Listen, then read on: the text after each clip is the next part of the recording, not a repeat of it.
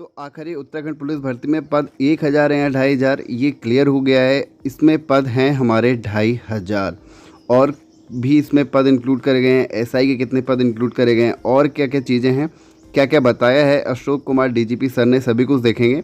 उससे पहले आपको बस एक छोटा सा काम करना है, वीडियो को जल्दी से लाइक, और अगर आप इस चैनल पर पहली बार आए हैं तो चैनल को आपको सब्सक्राइब करना है।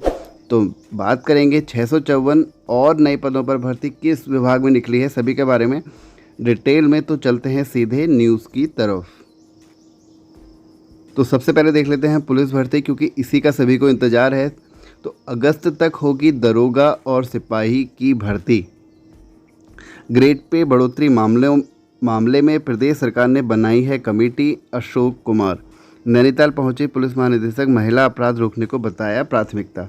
आगे क्या लिखा है, डीजीपी अशोक कुमार ने कहा कि कोविड व विभागीय प्रमोशन के कारण कांस्टेबल और उप निरीक्षक की भर्ती प्रक्रिया में कुछ देरी हो चुकी है। अगस्त तक हर हाल में नियुक्ति प्रक्रिया शुरू कर दी जाएगी।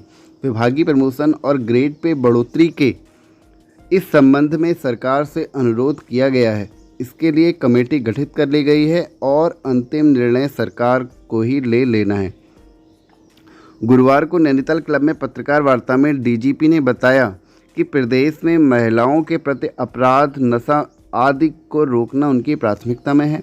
नशे की रोकथाम के लिए कार्यवाही में सेक्शन 29 को जोड़ा गया है, जिसके तहत नशा बेचने वालों से यदि किसी अन्य व्यक्ति का भी संबंध मिलता है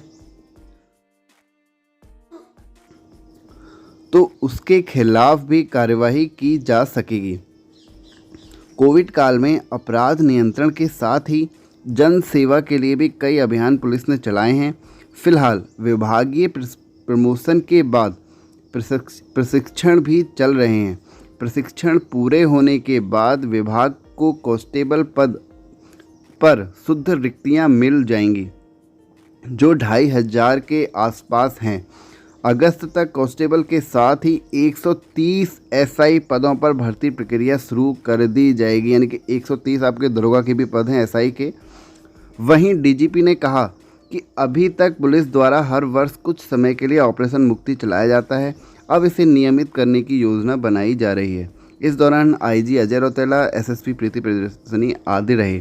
तो देखो, कुछ बच्चे कह रहे थे कि खाली खाली कह रहे हैं। देखो, इस बार हर हाल में विज्ञप्ति आनी है, क्योंकि आई थिंक फॉरेस्ट गार्ड का ही फिजिकल पुलिस के साथ जो भर्ती आ रही है इनके साथ होना है, जो कि आयोग ने पहले ही क्लियर कर दिया है। तो इस बार पुलिस वैकेंसी ज़रूर आएगी, तो आपको इस बारे में सोचने की ज़रूरत नहीं है, बस आपको तैयारी करनी है। अब बात करते हैं सेकंड न्यूज़ की, जो कि 654 पदों पर भर्ती किस विभाग में निकली है, पूरा डिटेल में देखते हैं उसको। और मैं यहाँ पे एक चीज़ पहले ही क्लिक कर दूँ, जो 654 पदों पर भर्ती निकली है, इसमें टीचिंग के अलावा भी वैकेंसी निकली है और वो उच्च शिक्षा में निकली है। उच्च शिक्षा ने 694 पदों पर भर्ती को भेजा प्रस्ताव। पढ़ लेते हैं न्यूज़ को।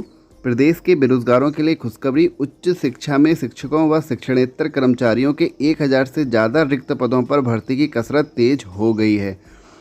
देखो, इस बार वैकेंसी तो जम के आनी ही आनी है, बस आपको इस बार तैयारी अच्छे से करनी है। उच्च शिक्षा विभाग ने 455 शिक्षकों, 25 पुस्तकालय अध्यक्ष पदों के लिए राज्य लोक सेवा आयोग और समूह गौ के 254 पदों पर, यानी कि जो यूकेएसएससी निकालेगा वो 254 पदों पर भर्ती निकलेगी, और यूकेपीएससी आपका 455 + 25 इतने पदों पर भर्ती निकालने वाला है। पदों पर भर्ती को राज्य अधीनस्थ सेवा चयन आयोग को प्रस्ताव भेज दिया है। और क्या क्या डिटेल दी है इसमें, सभी कुछ देखते हैं। उच्च शिक्षा राज्य मंत्री डॉक्टर धन सिंह रावत ने बीते माह जून में सरकारी डिग्री कॉलेजों में शिक्षकों व शिक्षणेतर कर्मचारियों के रिक्त पदों पर तुरंत भर्ती की कार्यवाही शुरू करने के निर्देश दिए थे। आगे क्या लिखा है इसमें इन्होंने पूरा क्लियर करी हैं चीज़ें। सरकारी डिग्री कॉलेजों में शिक्षकों के 455, पुस्तकालय के 25 और शिक्षणेतर कर्मचारियों के 214 पद रिक्त हैं। इन पदों पर उच्च शिक्षा निदेशक को भर्ती के लिए संबंधित आयोग को भर्ती अध्याचन भेजने के निर्देश दिए गए थे। विभाग ने ये अध्याचन भेज दिए हैं।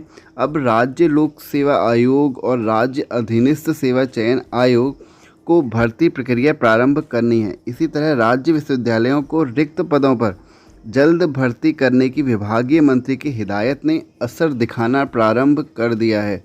विश्वविद्यालय इस कसरत में जुट गए हैं। राज्य विश्वविद्यालयों में शिक्षकों के 206 और शिक्षणेतर कर्मचारियों के 188 पद रिक्त हैं। अब इस बार देखते हैं कि ये जो विश्वविद्यालय में टीचिंग की जो पोस्ट आ रही है, इसमें ये क्या एजुकेशन मांगते हैं। क्या ये पीएचडी को इस बार कंपलसरी करते हैं या नेट से ही काम चल जाएगा, ये यहाँ पे देखने वाली बात होगी जो नया नोटिफिकेशन जारी होगा। इनमें दून विश्वविद्यालयों ने शिक्षणेतर कर्मचारियों की भर्ती के लिए आवेदन आमंत्रित किए गए हैं। उच्च शिक्षा राज्य मंत्री डॉक्टर धन सिंह रावत ने कहा कि अन्य विश्वविद्यालयों भी कुछ दिनों में रिक्त पदों पर भर्ती प्रारंभ करने जा रहे हैं। उन्होंने कहा कि उच्च शिक्षा में 1088 रिक्त पदों पर बेरोजगारी की भर्ती का रास्ता तकरीबन साफ हो गया है।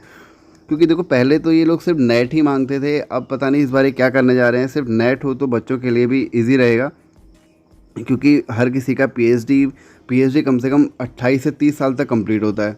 उसके बाद वो भर्ती के लिए अप्लाई करेगा। उससे पहले क्या होगा, अगर वो नेट क्वालिफाई है तब भी वो अप्लाई करने के लिए एलिजिबल तो होना चाहिए। अब देखो आगे क्या निकलता है रास्ता।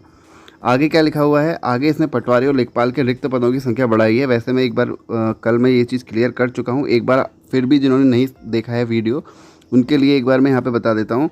उत्तराखंड अधीनस्थ सेवा चयन आयोग ने पटवारी और लेखपाल की भर्ती में पद बढ़ा दिए हैं। पटवारी के 25 और लेखपाल के 16 पद बढ़ाए गए हैं। इस भर्ती की विज्ञप्ति बीती 17 जून को जारी हुई थी। तब पटवारी व लेखपाल के कुल 513 रिक्त पदों पर आवेदन मांगे गए थे, जिन्हें अब बढ़ाकर 554 कर दिया गया है। आयोग के सचिव संतोष बडोनी ने गुरुवार को प्रेस बयान जारी कर बताया कि लेखपाल के लिए विभाग की नियमावली में शारीरिक माप का कोई उल्लेख नहीं है। देखो, सबसे अच्छी बात है ये। पटवारी के 366 और लेखपाल के 147 पदों के लिए विज्ञप्ति जारी की गई थी। बढ़ोतरी के बाद पटवारी के पद 391 और लेखपाल के 163 पद हो गए हैं। तो ये था अपडेट। और अगर ये उच्च शिक्षा में नेट होना चाहिए या पीएचडी, अगर आपका इसके बारे में कोई सुझाव है तो कमेंट में मुझे ज़रूर बताना। तो मिलते हैं अगले वीडियो में, तब तक के लिए धन्यवाद।